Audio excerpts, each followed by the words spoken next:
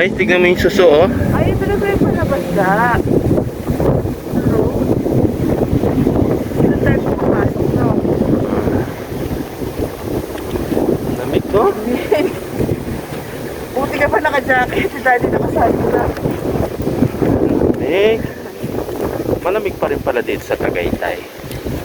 So, hindi ako na-inform. Nasal lang ang red.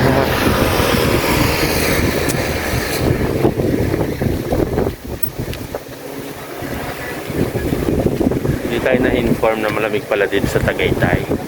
Kaya pa yung mga tao dito na jacket. Oo, kaya pala may bit-bit silang mga jacket.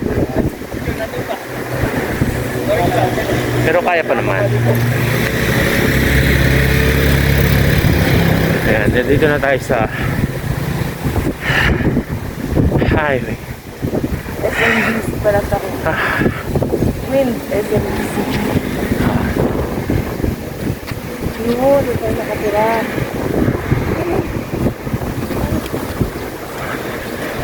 Yung tinutuluyan. O, diba?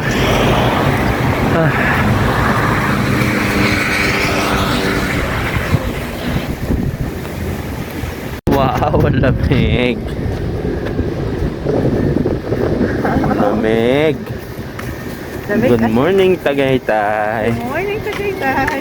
So, lalakad-lakad lang kami bago kami umuwi. So, yung mga kasama siguro namin tulog pa. Kasi nag-inuman sila kagabi. Hindi ako makatakas dahil nagbabantay ako ng sikiting. Nagbabantay ako ng aming makulit. Say hi. Hi ka. Good morning ka. Good morning. Ayun, naglalaro yung bata. Daming balon, no?